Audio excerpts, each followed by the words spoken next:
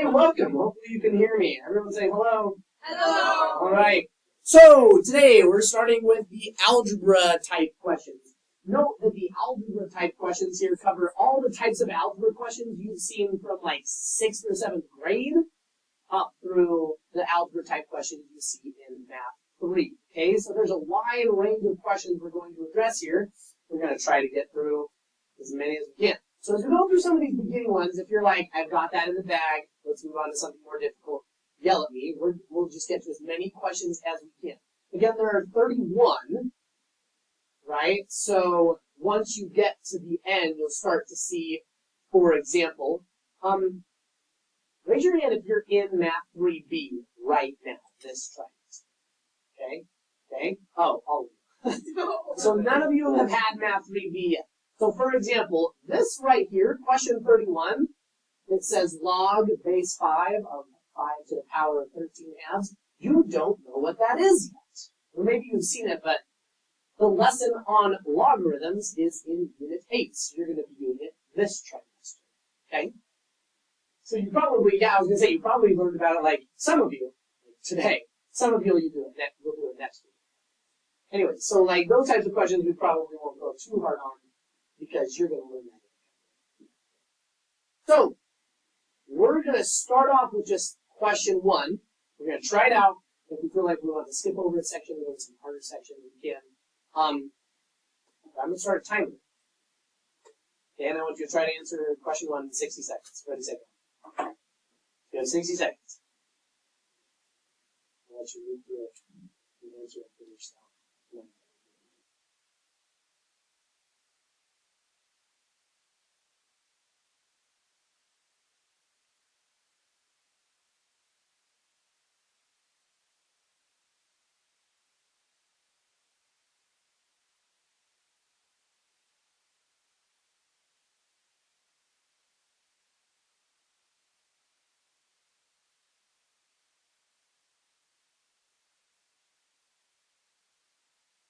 Okay?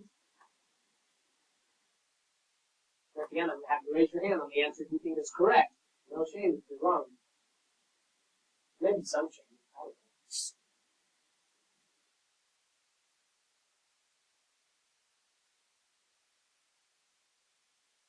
know. Okay, 3, 2, 1. Okay, raise your hand if you think it's option A. Raise your hand if you think it's option B. Raise your hand if you think it's option C. Option D. And option E.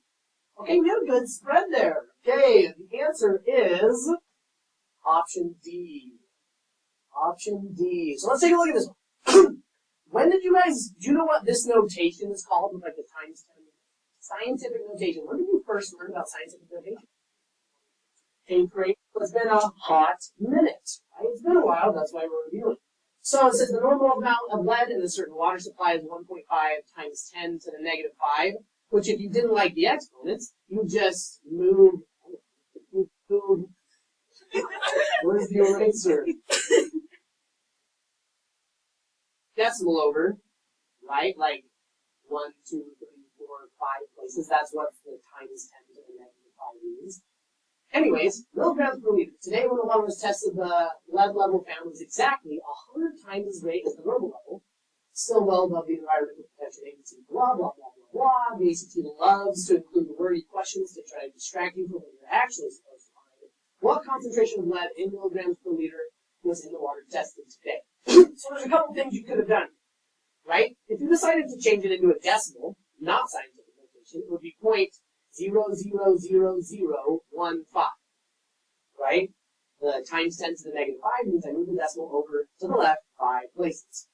Timesing this by 100 means I move the decimal back over 2 places. Or you can put it in your calculator and multiply by 100, which gives me 0.0015, which, since all the answers are in scientific notation, is 1.5 times 10 to the negative 3 power, because the decimal is these spaces in there. So that's how they came to 1.5 times 10 to the negative. That make sense? You could also, I'm pretty sure you could have just typed this exactly like this in your calculator. times by 100 and got this same answer, and then converted it into scientific notation. There's a couple ways you could go about that. But anyways, we're good there? Okay. Okay. The next few are just like basic solving for x type equations. Like get x by itself, solve for x. So you tell me, do you guys want to, like 2, 3, and 4, do you guys want to do some of the 2, 3, and 4 section? Or do you want to skip to like question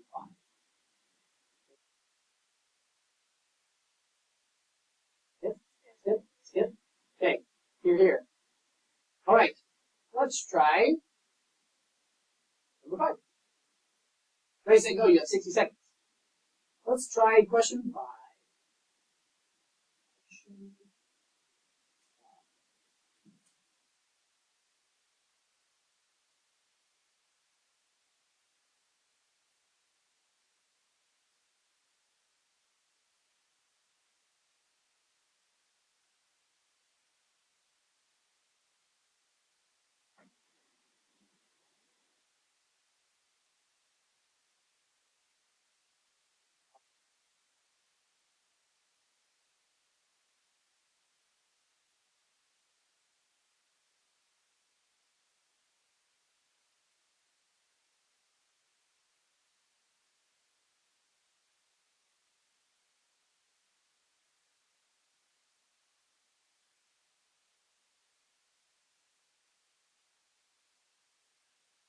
Okay, 2, 1.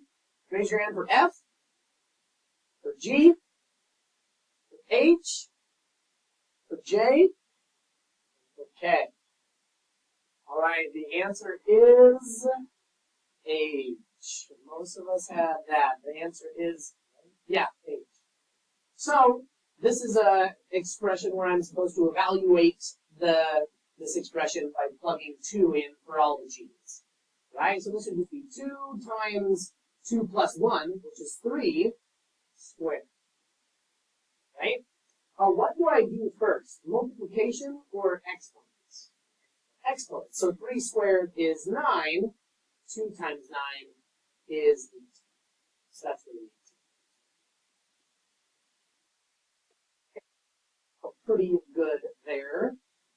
I think I'm going to skip 6. Some of you have looked at question 6. 6 is pretty similar. It says when a plus b equals 6, what is the value of this expression? How would you put 6 in here, here, and here? Because each of those says a plus b. Okay, so I'm going to skip that one. And by the way, these answer keys, the answer key for all of these is the last page of this little packet. So the ones we don't get to, you'll be able to check your answers using this answer key at the very back of the packet. I want you guys to do question 7. 60 seconds, ready, set, go. I want you to do question number 7. If a equals b plus 2, then b minus a to the 4th power is what?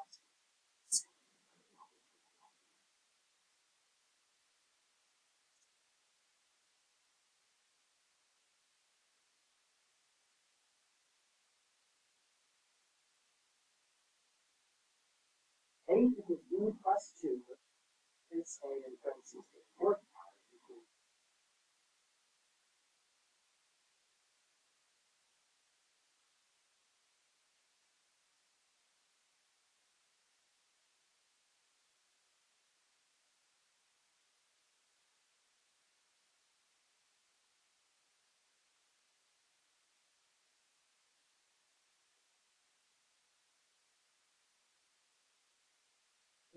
4, 2, 2, 1. Raise your hand if you think it's F,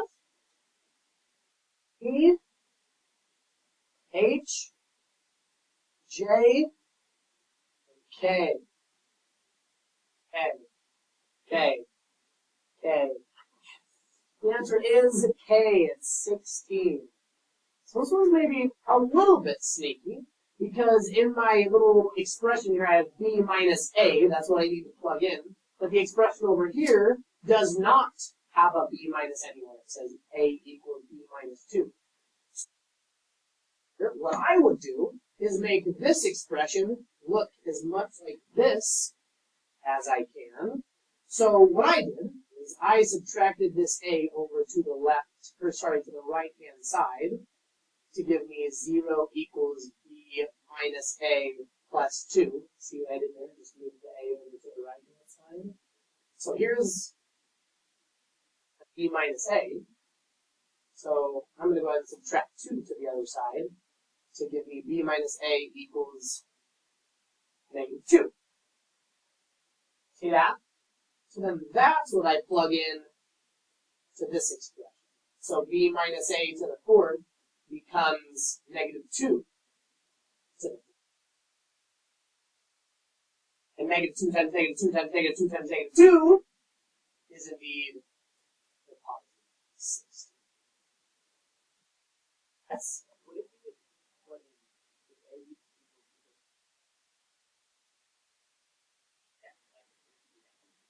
Raise your hand if you did that. That was a perfectly other acceptable way to do it. So if you put b plus 2 in there, b minus b plus 2 to the power, then you notice that these cancel out, right? And you still end up with negative 2 to the fourth power, which is 60. Both of those are perfectly acceptable. Yes?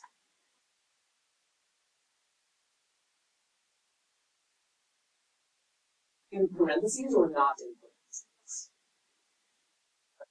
Good. Yeah, sneaky, right? Because if I put it without parentheses, it does 2 to the fourth power and just like tax the negative on. If I do negative 2 in parentheses to the fourth power, it's taking the negative and the 2 to the fourth power. Does that make sense? Good question. And that's why the ACT has that as an option, because they know that someone's going to make someone's like, okay. Any questions on that one? We're good? Okay. Let me clear this up and not let my computer start. Okay. 60 seconds. Number 8. Ready, set, go. 60 seconds for number 8. A squared equals 49 and b squared equals 64. Which of the following cannot be a value of a plus b?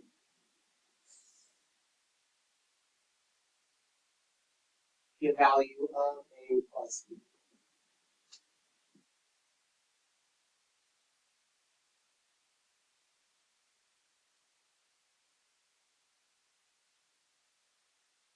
Seconds.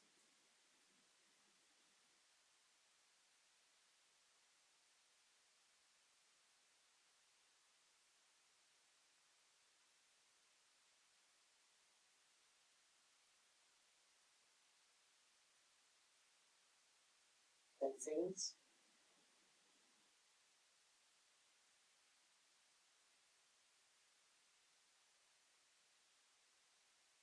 And okay, raise your hand if you think it's F, G, H, J, K. All right, the answer is A. Okay. So, if a squared equals 49 and b squared equals 64, what's the square root of 49? 7 or negative 7. Right? Whenever I take a square root, I can get positive 7 or negative 7. Same with b. The square root of 64 is either 8 or negative. So a plus b could be 7 plus 8, which is 15. 7 plus negative 8, which is negative 1. Negative 7 plus 8, which is positive 1. Or negative 7 plus negative 8, which is negative 15. 113 would be 49 plus 64, which is a squared plus b squared, but not a plus 1. That makes sense? Okay, cool. The main mistake people will make on a problem like this is forgetting that when I square root, I can have a positive and a negative. Excellent. We're going to skip 10, but I do want to do 9. I'll give you 60 seconds. X is a real number such that x cubed equals 64, and x squared plus the square root of x equals what?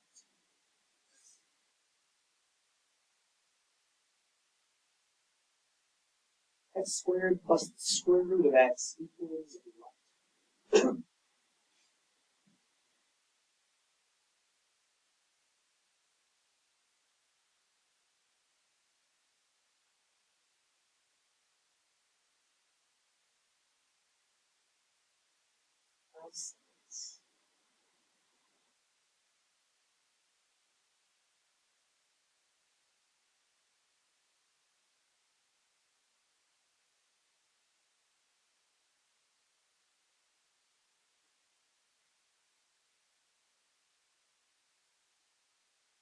5, 4, 3, 2, 1. Here's your number F, for G, for A, and for K. Okay, the correct answer is H for 18. So let's take a look here. If x cubed equals 64, what's x then? 4. Because 4 cubed is 64, or the cube root of 64 is 4, yes? Good question. In these calculators, if you push math, like the math button, which is right underneath the alpha button, like the fourth option down is the cube root with the little 2x of 3 there. So math, and then the fourth option down, that'll give you. So yeah, x is equal to 4. So then in this case, x squared, which is 16, plus the square root of x, the square root of 4 is 2, 16 plus 2 is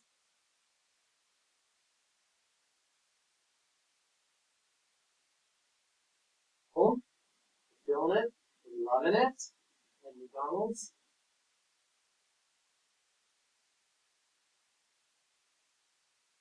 It is National Free Breakfast Week. Anyways, okay. So, you guys, I think I'm gonna skip 10. You guys okay if I skip 10? Let's see. A lot of us recently talked about rational functions. Let's do number 12. Number 12, ready, set, go. 60 seconds. We all know why I'm giving you 60 seconds per problem, right?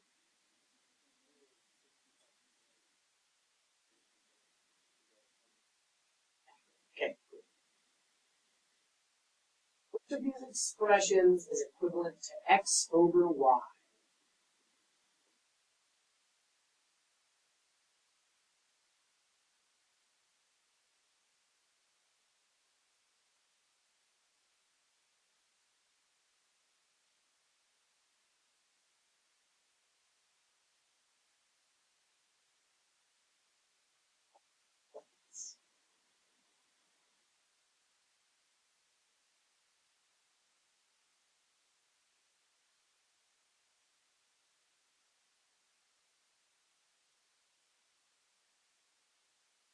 Five, 4, 3, 2, 1.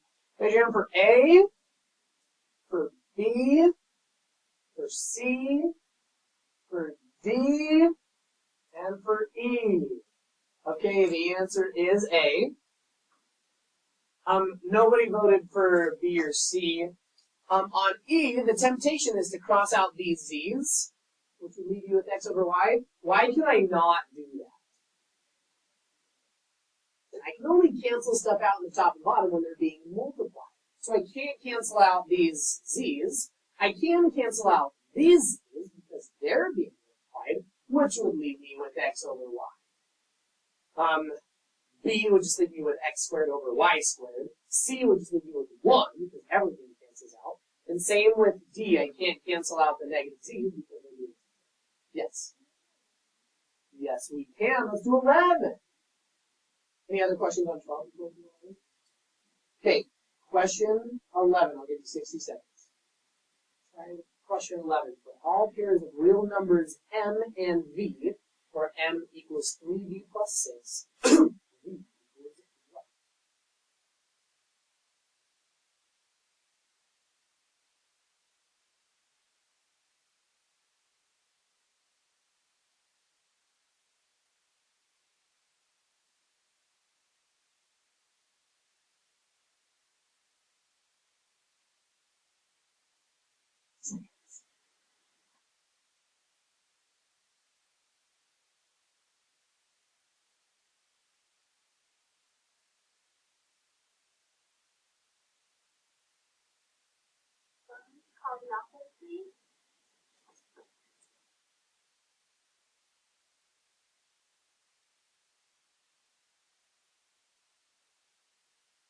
And 5, 4, 3, 2, 1. Raise your hand for F, G, H, J, K. Right, the answer is J. The answer is K. Okay, so if I have M equals 3B plus 6 and I have to solve for B, this is what I'm trying to get by itself. What would you do first? Divide the 3 or subtract the 6? Subtract the 6. So I'm going to subtract 6 to the other side, giving me M minus 6 equals 3B. Then I would divide by 3. And the kicker here that the ACT knows is going to be a mistake is I have to divide everything by 3. Right? So B would equal M minus 6 all divided by 3.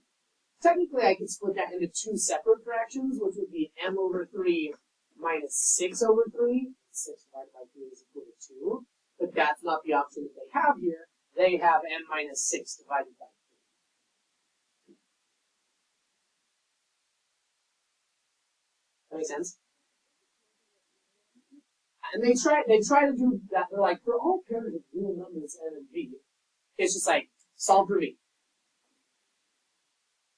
So a big part of the ACT is learning to read between the lines and be like, okay, what is it I'm actually supposed to do? Okay. All right. Well, let's take a look at 13. Because 13 is the type of problem that can also be in the statistics and probability section of the math part of the ACT. I'll give you 60 seconds. I want you to try number 13. So far, a student has earned the following scores on 4 100-point tests: 65, 73, 81, and 82. What score must a student earn on the 5th and last 100-point test in the grading period to earn an average test grade of 8 for 5 tests? Score would be an average of 80.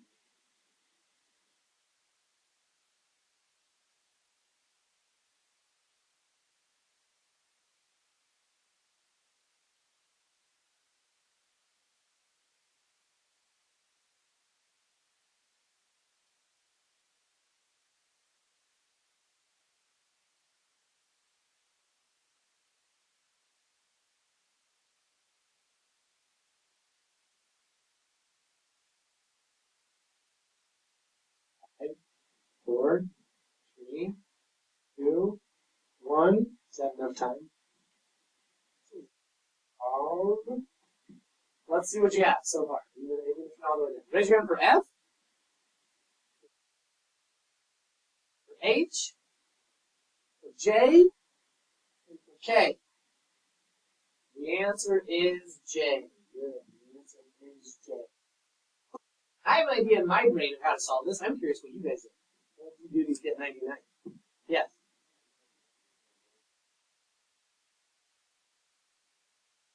Right. So deductive reasoning says, if I have a 65, 73, and barely over 80 on my other two exams, in order to get an average of 80, I'm going to need a pretty high score.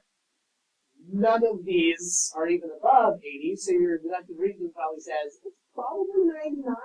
Maybe it could have to be over, but hopefully it's 99. Love it. Any other thoughts? Yes.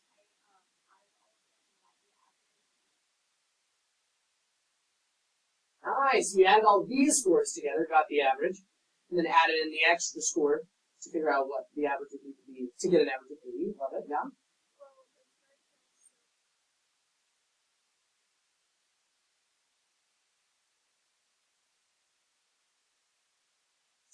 There's like so many different ways you can solve this problem. Here's the two ways I solve this problem. I either go process of elimination, and I go 65 plus 73 plus 81 plus 82 plus 75, all divided by 5, see if it equals 80. Plus 76, divide them all by 5, see if it equals 80, and just like use the process of elimination. The other thing that I do is I do 65 plus 73 plus 81 plus 82 plus my 5th test score, all divided by 5, has to equal 8, because that's what an average is. I add up all the test scores, divide by how many there are, It gives me an average of 80. Then I would multiply by 5 on both sides to get 400. So 65 plus 73 plus 81 plus 82 plus my fifth test score has to equal 400. And I just do 400 minus all those other test scores to figure out what my fifth test score is. A dozen different ways you could solve that problem. If one of those appealed to you more, whichever one makes the most sense in your brain, do that. I like that. The ACT loves problems like this. I've seen one like this. I don't look at the ACT tests because I'm not allowed to. But on every practice exam that they let me see from like previous years, every practice exam has a problem almost identical to this.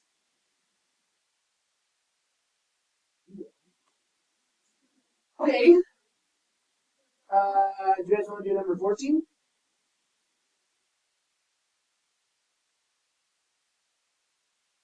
Okay, 14, 1 minute. 67. What expression must the center cell of the table below contain so that the sums of each row, each diagonal are equivalent?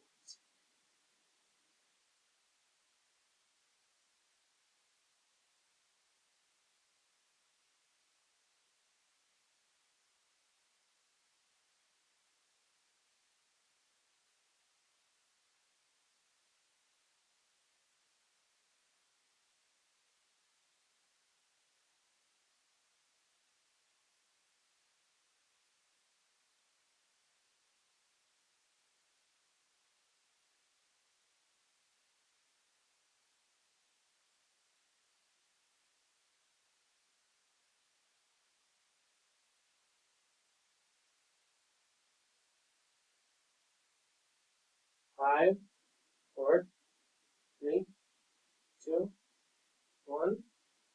Okay, raise your hand for F, G, for H, for J, for K. It is H. H, 2x. So this would have to be 2x. Few ways you could go about solving this, right? So in this, like if I look at some of the existing rows and columns, like this row, 7x minus 2x is 5x plus 1x is 6x, right? This column also adds up to 6x. So just knowing that, I know that all the other rows, columns, diagonals need to add to 6x. So pick any row, column, or diagonal you want to. Say I choose this column, this one adds to add up to 6x. 8x and negative 4x is 4x. So we get 6x, and you need to add 2x. Okay? Alright? Okay.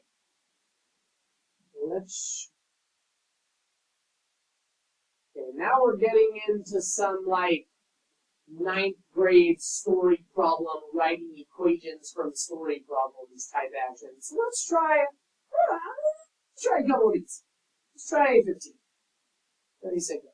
Let's try 15. Utility department charges residential customers $2.50 per 1,000 gallons of water, $60 per month for trash pickup. Which of the following expressions gives the residential customers total monthly charge in dollars for use of G 1,000 gallons of water in trash?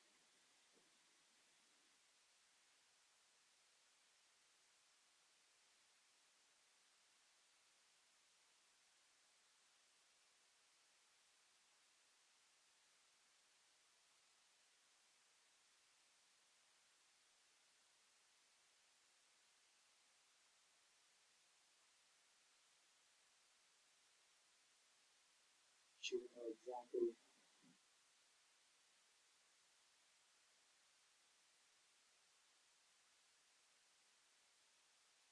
Five, 4, 3, 2. Raise your hand for F, for G, for H, for J, and K. The answer is F. The answer is F, 2.5G plus 16. The big kicker in a problem like this is it says G represents the number of thousands of gallons of water, right? So some people will be tempted to multiply 2.5 by 1,000 because it's 1,000 gallons of water. But G just represents every 1,000 gallons of water. So I just have to do 2.50 times G plus the $16 it takes to empty the trash can.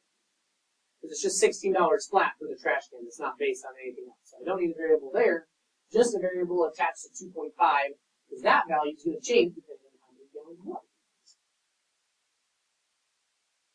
Played similar.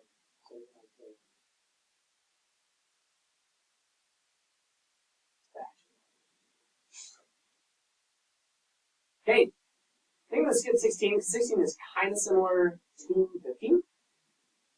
Let's do 15.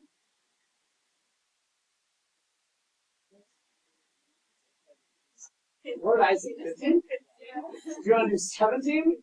Geez, let's do 17. 1 minute. 17. The relationship between temperature in degrees Fahrenheit and the temperature in degrees Celsius is expressed by this formula. Kelvin reads a temperature of 38 degrees on a Celsius thermometer. To the nearest degree, what is the equivalent temperature on the Fahrenheit thermometer? I didn't even read that.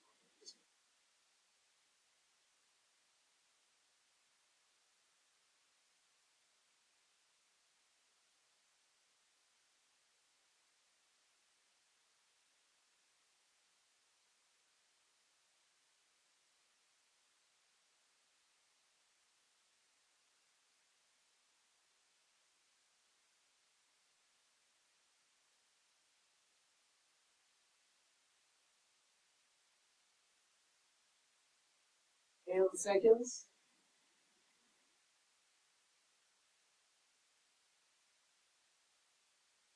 3, 2, 1.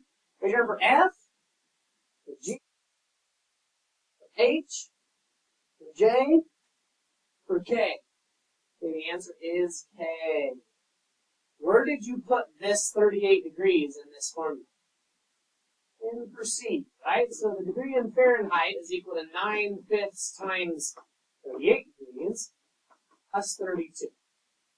And that I can plug straight into my calculator. You can put 9/5 as a fraction. You can put 9/5 just by using the division button.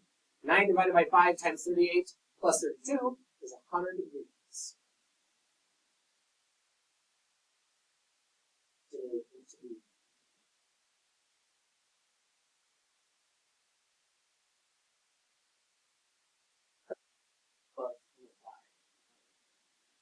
All right. Cool. Okay, I think 18 is pretty similar to that. I want us to get down to 19. And by the way, it's almost 3. We'll go until you guys tell me to stop.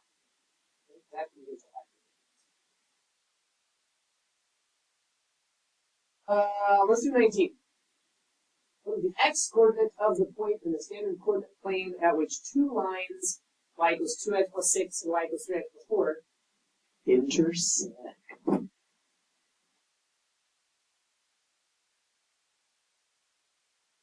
x-coordinate of the point where those lines cross.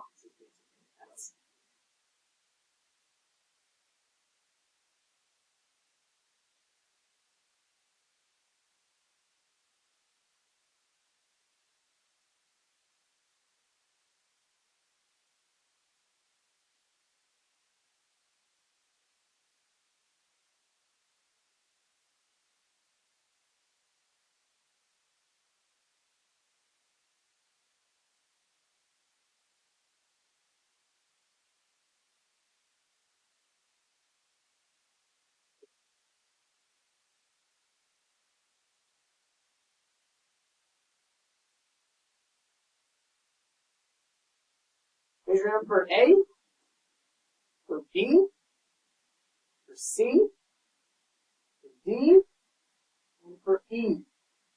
All right. So the answer is B. There's a couple ways you can go about doing this. To find where these points or where these lines intersect, you could graph them. If you're in a graphing calculator or on a grid, you could actually graph them and be like, okay, this is where they cross. What point do they cross? Right? So I'm not going to draw that up here. You could draw a little picture. You can put it in your graphing calculator. You could find them. Just find where they cross in the graphing calculator. The ACT assumes you don't have a graphing calculator. usually one. Okay, so assumes you don't have one. So how the ACT probably wants you to solve this. You can solve it however you want. But where these two lines intersect is the point where those two equations are equal to each other. So since this equation is y equals 2x plus 6, this equation is y equals 3x plus 4. If I set those two equations equal to each other and solve for x, that'll tell me the x coordinate where those lines cross. Does that make sense? So if I solve for x here, let me move all the x's over to this side. 3x minus 2x is 1x. 6 equals x plus 4. Let me subtract 4 over onto the left-hand side. I get x equals 2. So that's the way the ACT wants you to do it. So you can do it however you want. Did anybody else get to 2 a different way than the way that I'm going to describe? What did you do?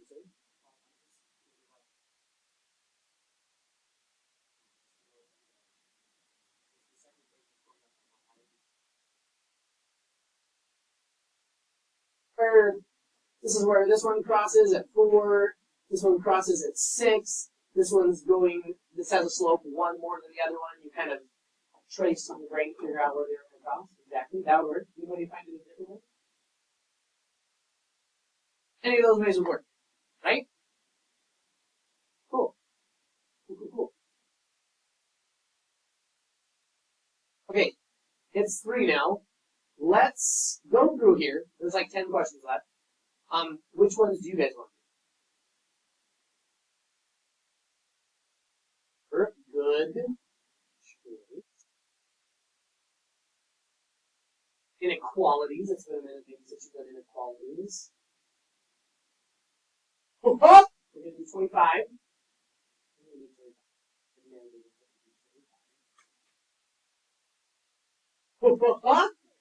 Maybe 26?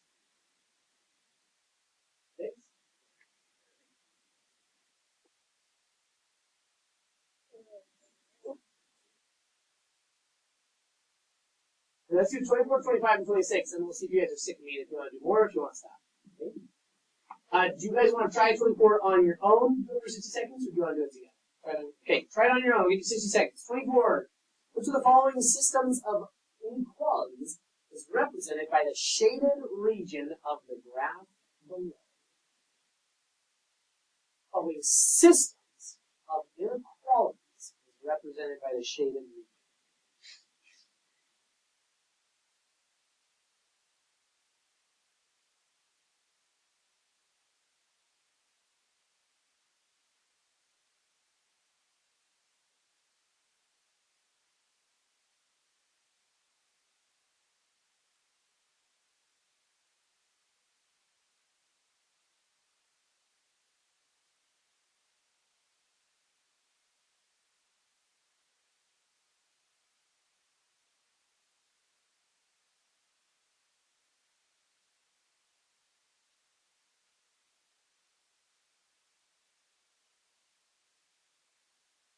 One.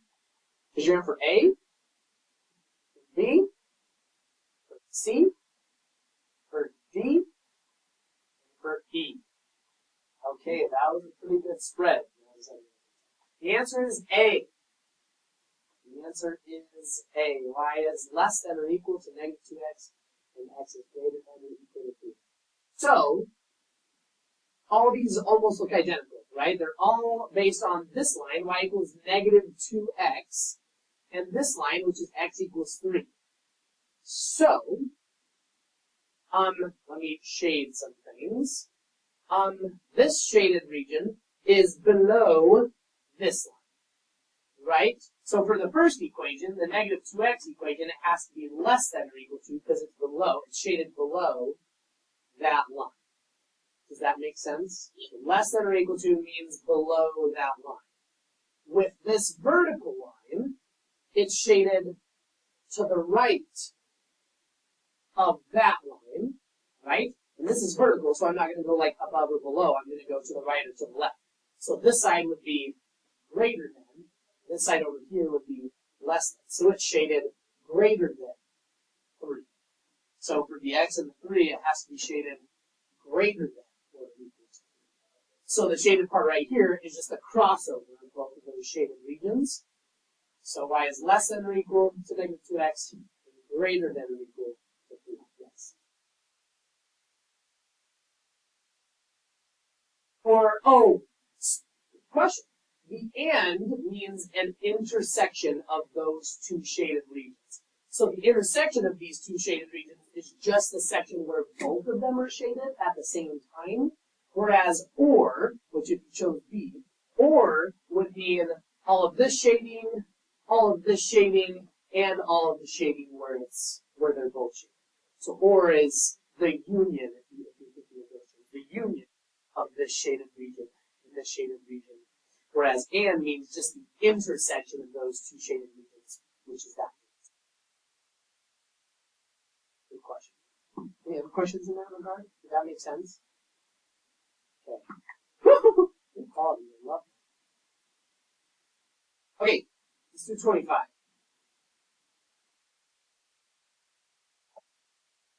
5. 60 seconds. Some of you have very recently talked about graphs of rational functions. So maybe this is fresh on your brain. Talking about holes and asymptotes. Oh, that's anyway, 60 seconds.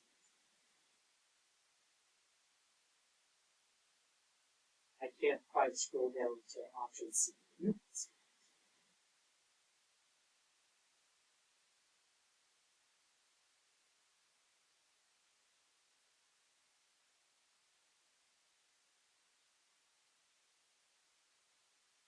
There's a graph 2x squared plus x divided by x.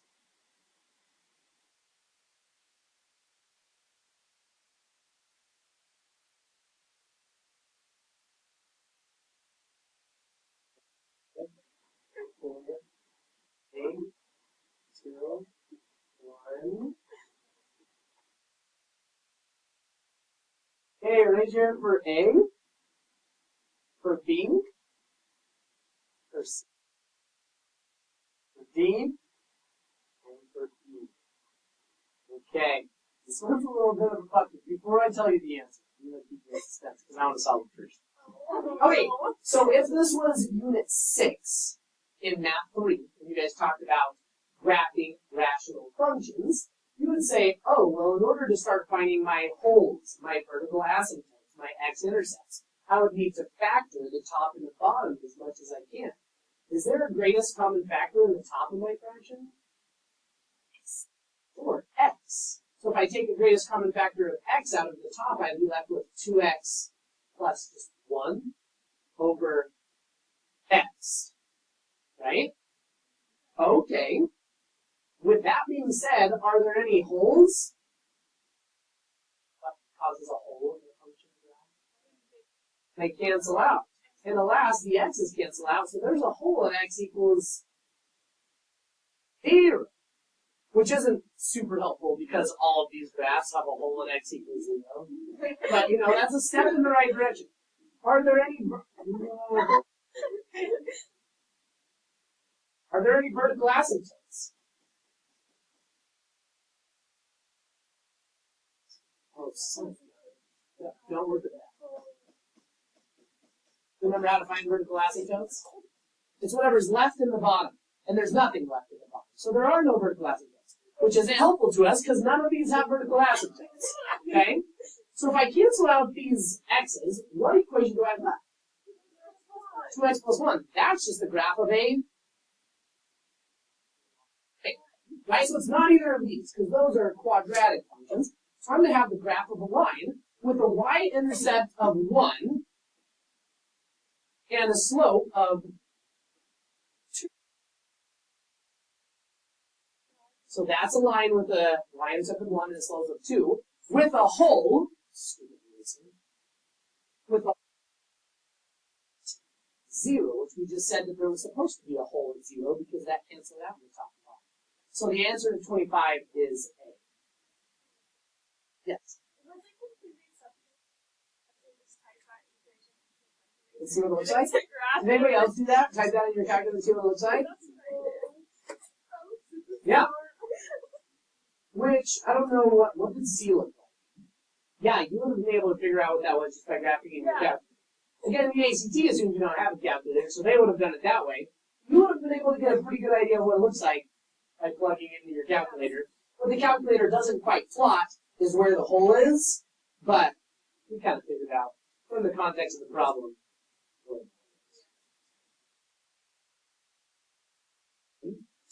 I love that.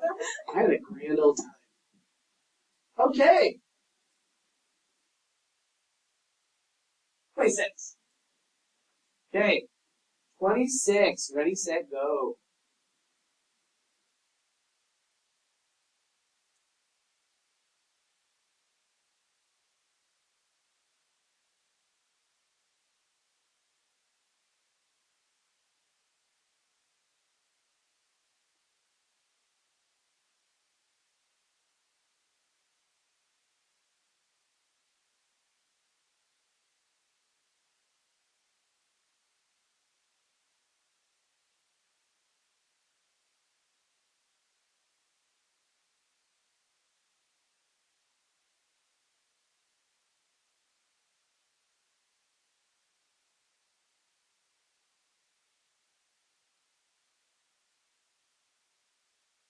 Seconds.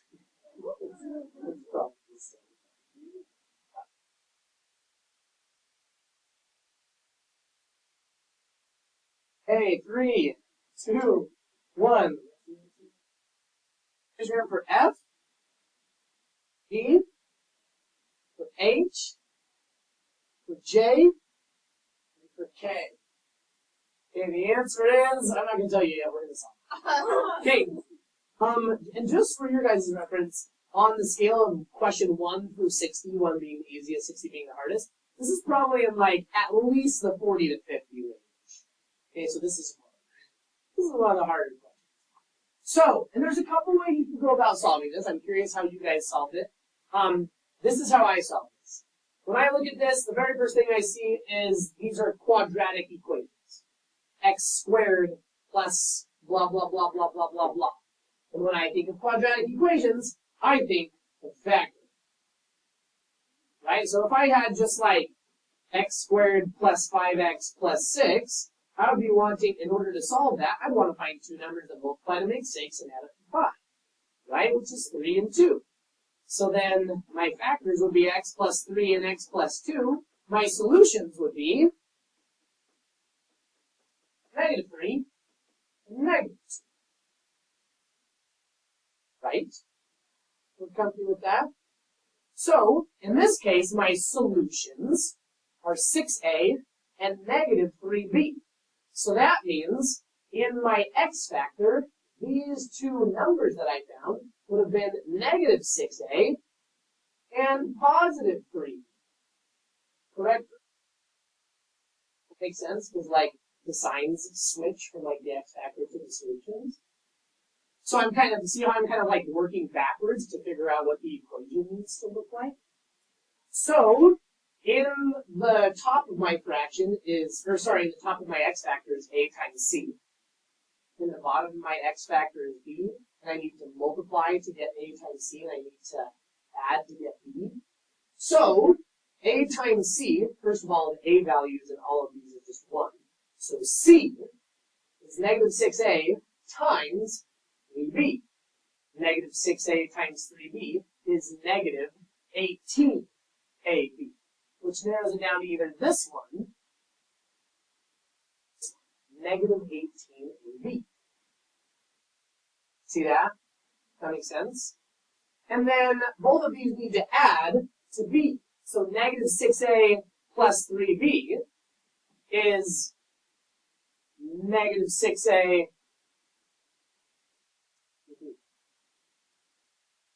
So the answer is J. Similar to J, but they snuck in this negative, which would change both of these signs to -3b and +6a, which were the solutions. I don't want the signs on the solutions. I want the signs that are on the x. That's how I solve that one. Anybody solve it? Anybody figure out a different one? Yeah? Guess. Solid guess.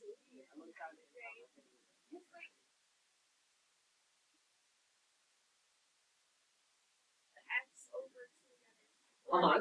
All the other things over to the other side. I don't know. Yeah. This one's a doozy. This one's hard. It's pretty fun. That's good. If you're able to narrow it down to G and J, that's acceptable. Okay, you guys good for me to erase this? Okay. Do you want to do it? Good. Are our brains done for today? 30? Let's do 30 and then we'll call it. Does that sound good to everybody? I promise on the other, most of the other days there aren't this many problems. On the other days you'll be able to probably get through all. Except for like the geometry section, it's like 30. Is it the geometry that's the Yeah. That one will be. Hey, I have that day too. Okay, 60 seconds. Let's try number 30. 1 half x minus y squared equals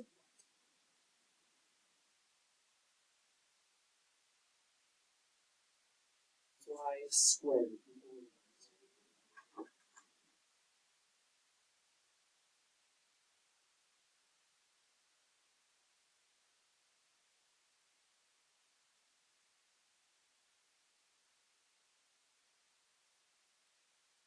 2 seconds.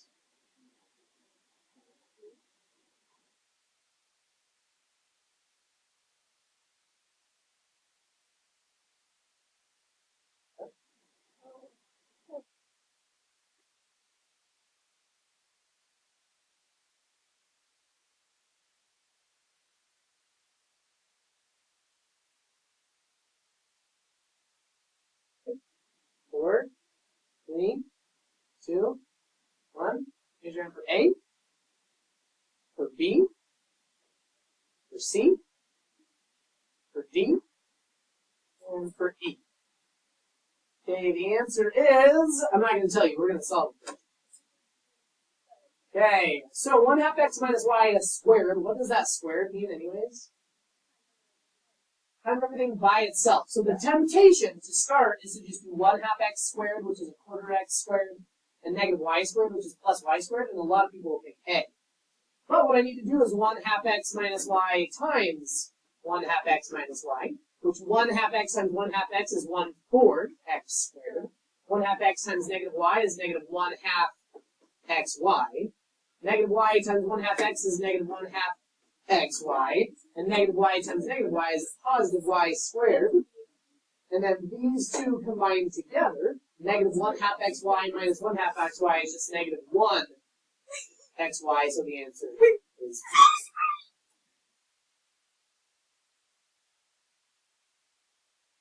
Parentheses, not just. does. Oh, Hey, here you go, friends. Hope that was helpful. I'm curious over the next few days, when you guys are, those of you who are learning, all of you are learning about logarithms in the next few days or a week. Tell me if you can do that. Anyways, I'm gonna pause the recording. Bye.